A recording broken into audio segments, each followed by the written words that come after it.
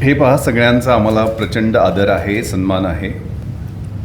With due respect मी आपल्याला हे सांगू इच्छितो की मी एक भारतीय पोलीस सेवेतला अधिकारी आहे. माझी कटिबद्धता ती जी आहे ती भारतीय संविधानाशी आणि संविधानातल्या मूल्यांशी आहे. त्यात जी मार्गदर्शक सांगितलेली आहे, रूल ऑफ लॉ मेंटेन करणं हे माझं प्राथमिक कर्तव्य आहे. आणि या ठिकाणी डॉक्टर बाबासाहेब आंबेडकरांची दीक्षाभूमी आहे. त्यामुळे त्यांच्या विचारांशी, तत्वांशी आणि घटनेतल्या मूल्यांशी आम्ही पाईक होतो आहे आणि राहूसुद्धा. पोलिसिंग हे रिॲक्टिव्ह आणि प्रिव्हेंटिव्ह आणि प्रोॲक्टिव्ह हे तिन्ही स्वरूपांचं असतं. एज्युकेशन, अवेअरनेस आणि एन्फोर्समेंट हे पोलिसिंगचे भाग असतात. कायद्याचा ज्यावेळेला आम्ही अंमल करतो त्या अंमलाबरोबर जनजागृती करणं आणि शिक्षण, लोकांमध्ये प्रबोधन करणं हे सुद्धा पोलिसांचं कर्तव्य आहे.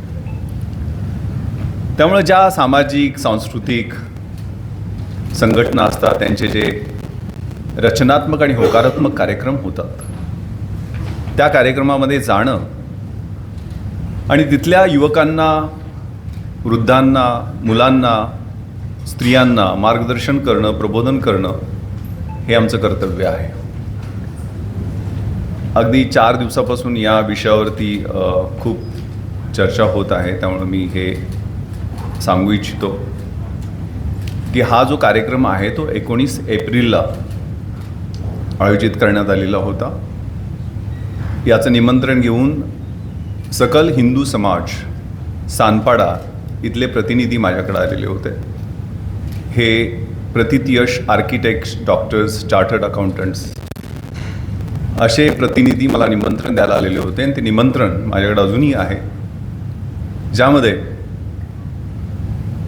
सांताक्रूजच्या योग इन्स्टिट्यूटच्या 90 वर्षाच्या हंसाजी या योग प्रबोधन योगावरती मार्गदर्शन करणार होत्या. CSTAT म्हणजे जे कस्टम, सेंट्रल एक्साईज आणि सर्व्हिस टॅक्सचे ॲपिलेट ट्रिब्युनल आहे, त्याचे कमिशनर साहेब हे GST आणि सीमावर्ती GSTमधले रिफॉर्म्स आणि सीमावर्ती शुल्क कशा पद्धतीनं त्याच्यात बदल झाले यावरती मार्गदर्शन त्यांनी त्या कार्यक्रमात केलेलं आहे. स्पिरिच्युअल लीडर्स म्हणजे इस्कॉनचे प्रमुख डॉक्टर सुरदास प्रभूजी आणि ब्रह्मकुमारीच्या शीला दिदी यांनी स्पिरिच्युअल लेक्चर्स त्या ठिकाणी दिलेलं होतं. आणि या कार्यक्रमाचं निमंत्रण हे कुटुंबियांना, म्हणजे त्यात महिला, मुलं, ज्येष्ठ नागरिक या सगळ्यांना बोलवण्यात आलेलं होतं. हे पहा, मी दरवर्षी रमजान ईदच्या दरम्यान वेगवेगळ्या कॅपॅसिटीमध्ये मी या महाराष्ट्रात काम केलेलं आहे. 30 वर्ष मी पोलीस सेवेत आहे. जैन धर्मियांच्या, बौद्ध धर्मियांच्या, वसई विरार आणि बँड्रामध्ये कार्यरत असताना ख्रिश्चन धर्मियांच्या कार्यक्रमाला जाणं, त्यांच्या रचनात्मक कार्यक्रमाला जाणं हे माझं नित्याचं आहे आणि मी जात असतो. हाही कार्यक्रम संध्याकाळी माझ्या ऑफिसच्या आवर्सनंतर होता. त्यामुळे हा 8 वाजताचा कार्यक्रम होता. त्या कार्यक्रमासाठी मी गेलेलो होतो. आणि त्यामध्ये जसं मी इफ्तार पार्टीला बोलतो की एक ही सप में खडे हो गए दोनों, न कोई रहा बंदा न कोई रहा बंदा नवाज, म्हणजे माझ्या भाषणाला सुरुवात करत असतो. रमजानचं महत्त्व पटवून देताना हा फक्त तोंडाचा, जिभेचा, डोळ्यांचा रोजा नसून हा चांगलं पाहायचं, चांगलं बघायचं, चांगलं बोलायचं, वाईटापासून दूर राहायचं, परहेजगार व्हायचं हे अभिप्रेत आहे. तसंच मी या कार्यक्रमामध्ये सुरुवातीला एको देवा सर्वभूतांतरात्मा एकम सद्विप्र बहुधा वदन्ति, एकच ईश्वर आहे आणि त्याची वेगवेगळ्या रूपामध्ये प्रार्थना केली जाते. मी या भाषणामध्ये तैत्तरीय उपनिषदामधला शांती मंत्र सांगितला, ज्याच्या क्लिप्स म्हणजे सिलेक्टिव्ह एक छोटीशी क्लिप ठरली, पण दुसऱ्या पण क्लिप्स आहेत, आपण कृपया पाहाव्या. त्यामध्ये ओम सहना भवतु सहनो भुनक्तु सहवीर्यम कर्वावहे तेजस्विना वदितमस्तु मा विद्विषावहे. आपण सगळे एकत्र येऊन परमेश्वराने आपला स्वीकार करावा, आपल्या सगळ्यांचं संरक्षण करावं, आपलं ज्ञान हे एव्हर फ्रेश राहावं आणि let's not hate each other. एकमेकांचा द्वेष, तिरस्कार, असूया, चांगलं न बघवण्याची वृत्ती ही नष्ट व्हावी. धर्मामध्ये सगळ्या 3 क्रियापद आहेत, to love, to help and to serve. त्या भाषणातल्याच मी गोष्टी सांगतोय. प्रेम करणं, मदत करणं, सेवा करणं आणि आपली जी संस्कृती आहे ती संस्कृती म्हणजे स्वतःशी उपाशी राहून दुसऱ्याला भरवण्याची संस्कृती आहे. विकृती जी असते ती दुसऱ्याच्या ताटातलं ओढून घेण्याची असते आणि प्रकृती स्वतःच्या ताटातलं स्वतः खाण्याची असते. पण स्वतः उपाशी राहून दुसऱ्याला भरवणं. आणि त्या भाषणामध्ये मी ज्ञानेश्वरीमधील पसायदानाबद्दल खूप डिटेलमध्ये बोललेलो होतो. दुरितांचे तिमिर जाओ, विश्वस्वधर्म सूर्य पाहो, जो जे वांछील तोते लाहो प्राणी जात.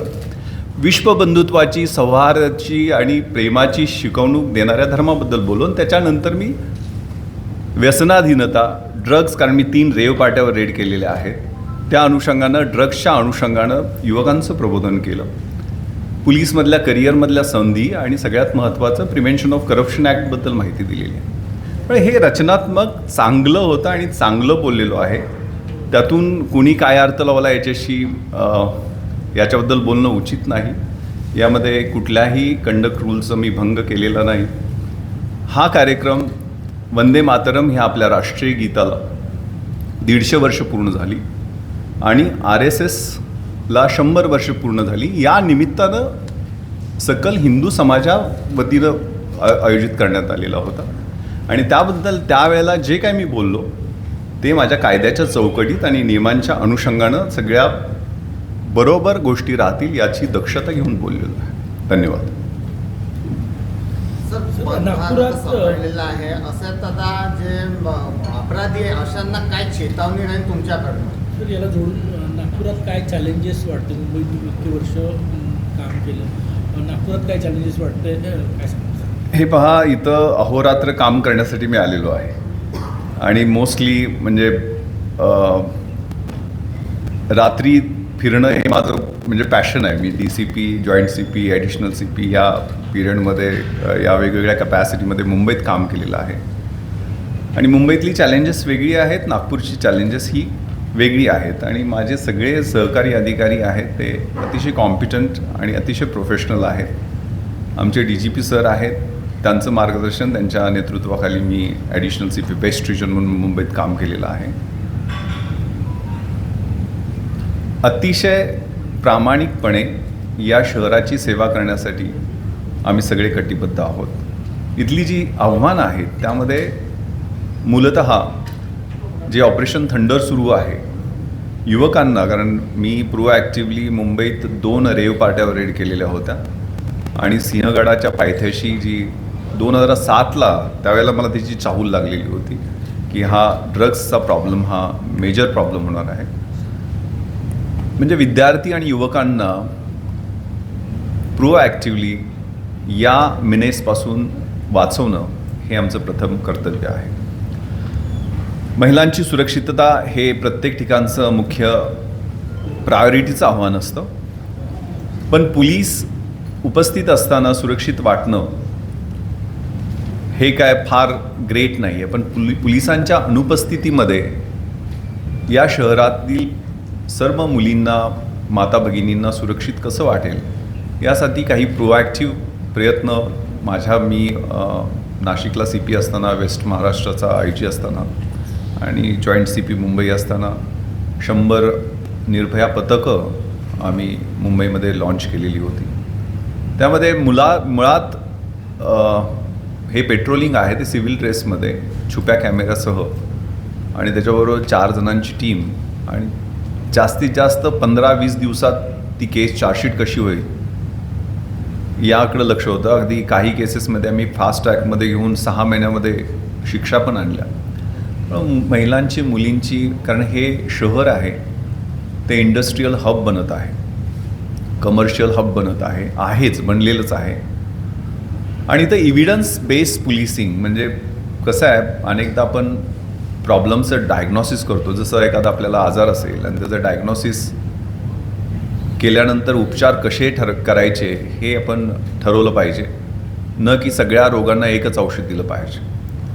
त्यामुळे कमर्शियल एरियामधले प्रश्न वेगळे असतात, इंडस्ट्रियल एरियातले प्रश्न वेगळे असतात, रेसिडेन्शियल एरियामधले प्रश्न वेगळे असतात, एखाद्या ठिकाणी शाळा कॉलेजेस असतील तिथले प्रश्न वेगळे असतात, बाजारपेठातले प्रश्न वेगळे असतात, रेसिडेन्शियल एरियातले प्रश्न वेगळे असतात. त्यामुळे तिथल्या डेमोग्राफीचा आणि टोपोग्राफीचा आणि तिथल्या क्राईम पॅटर्नचा अभ्यास करून एक चांगलं पोलिसिंग देण्याचा आमचा प्रयत्न राहील. Traffic management again fatal accident कमी करणं हे दिशामध्ये आम्हाला दिलेलं एक महत्त्वाचं उद्दिष्ट आहे. ऑलरेडी शहरामध्ये त्या फ्रंटवरती खूप चांगलं यश मिळालेलं आहे. अजून ट्रॅफिकची शिस्त हे कायद्यांची अंमलबजावणी टू द कोअर व्यवस्थित कशी राहील आणि प्रोफेशनल बेसिक पोलिसिंग कसं राहील हीच प्रायोरिटी राहील. त्यामुळं हे जर बेसिक पोलिसिंग व्यवस्थित केलं तर कायदा आणि सुव्यवस्थेचे आणि गुन्हेगारीच्या संदर्भातले सगळे प्रश्न मिटत असतात. थँक्यू. सर, एक गृहमंत्र्यांचं शहर आहे, तुमचं त्यांच्याशी काही बोलून झालं तर त्यांनी काही टास्क वगैरे दिलेलं आहे आणि किती वेगळं चॅलेंज मी आहे गृहमंत्री? मी मी सरांच्या नेतृत्वाखाली IG western Maharashtra, IG Marathwada पूर्ण 8 जिल्ह्यांचा आणि नंतर CP मुंबई, CP नाशिक आणि जॉईंट CP मधला 1 वर्षाचा कालावधी त्यांच्या नेतृत्वाखाली त्यांच्या प्रायोरिटीज काय आहेत ते मला पूर्ण माहीत आहे. त्यामुळं त्यांच्या अनुषंगानं त्यांनी केलाच आहे आणि तो 100% इम्प्लिमेंट कसा होईल यासाठी अहोरात्र. हे पहा, इथं आम्हाला फक्त आणि फक्त सेवा करायची आणि प्रामाणिक सेवा करायची आहे आणि त्यासाठी जे काही रूल बुक्समध्ये नियम आहेत आणि कायदे आहेत त्याची व्यवस्थित अंमलबजावणी करण्याचा आमचा पूर्ण प्रयत्न राहील. Thank you so much. Sir, thank you. एकच प्रश्न होता. तुम्ही मगाशी म्हटलं की पोलिसांना फक्त गुन्हेगारांनी घाबरलं पाहिजे, बरोबर. पण नागपुरात गेल्या 1.5 महिन्यात अशा घटना घडलेल्या आहेत की जवळपास 14 ते 15 पोलिसांना रस्त्यावर एकदम मारहाण केलेली आहे किंवा त्यांच्याशी अभद्र व्यवहार केला. आता परवाला इथून सीतामढी पोलीस ठाण्यात तिथेही तशीच घटना घडली आहे. पोलिसांबद्दलच गुन्हेगारांमध्ये वचक नाही, धाक नाही. याच्यावर आपण कसं टॅकल करणार? दिस इज द मेजर इश्यू. नाही, बेसिकली स्वॉट ॲनालिसिस करायला सांगितलं. स्ट्रेंथ, विकनेसेस, अपॉर्च्युनिटीज आणि थ्रेट्स या 4 फ्रंटवरनी तरी आम्हाला दिशामध्ये टार्गेट्स दिलेले आहेत. त्यात सगळ्यात महत्त्वाचं पोलीस अधिकारी आणि कर्मचाऱ्यांचं मनोबल वाढवणं. मी एका हवालदाराचा भाचा आहे. माझे सख्खे मामा हे पुणे पोलीस दलामध्ये हवालदार होते. माझी सख्खी बहीण एका सब इन्स्पेक्टरना दिलेली होती. रिटायर होताना ते DYSP झाले आणि मी स्वतः IPS अधिकारी आहे. त्यामुळे तिन्ही टप्प्यावरती ज्या काही प्रश्न असतात, समस्या, कारण लहानपणी मी पोलीस क्वार्टर्समध्ये प्रत्येक सुट्टीला आईबरोबर जायचो, त्यावेळेला राहिलेलो आहे.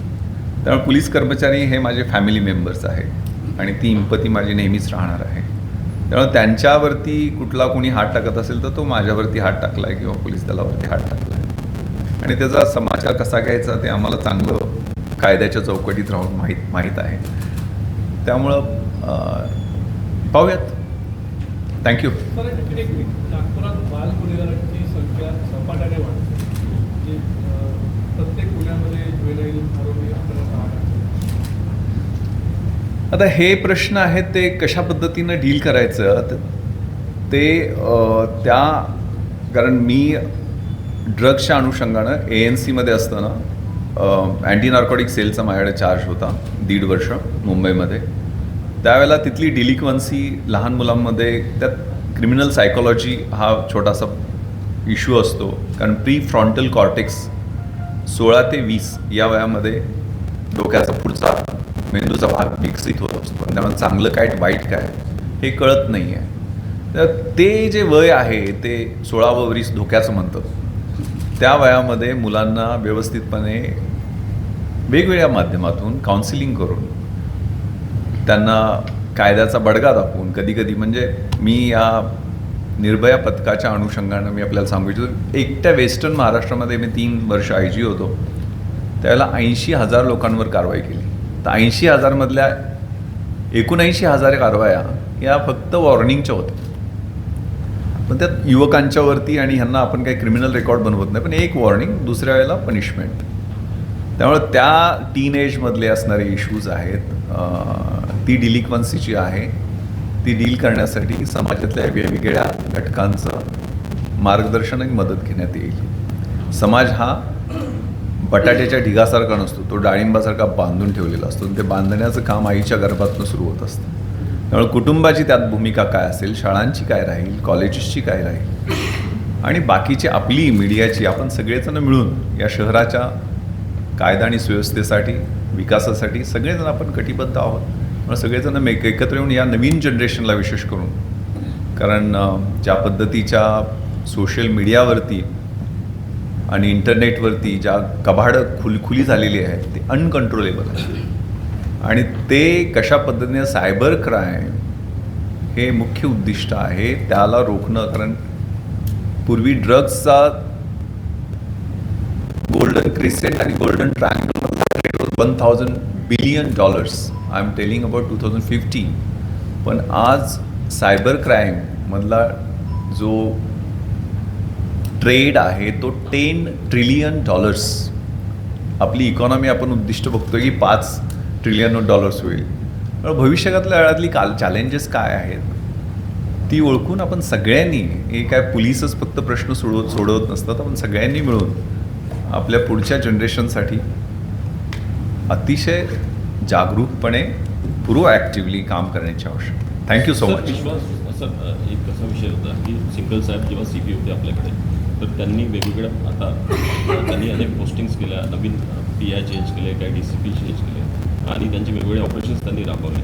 तर विश्वास नांगरे पाटील तुम्ही आता CP झालेले आहात इथले, तर आपण या ज्या पोस्टिंग्स आहेत या टीम्समध्ये काही चेंज करणार आहे, टीम बदलवणार आहे की ते जे अगोदरचे जे ऑपरेशन्स सुरू होते ते तसेच कंटिन्यू राहणार आहे?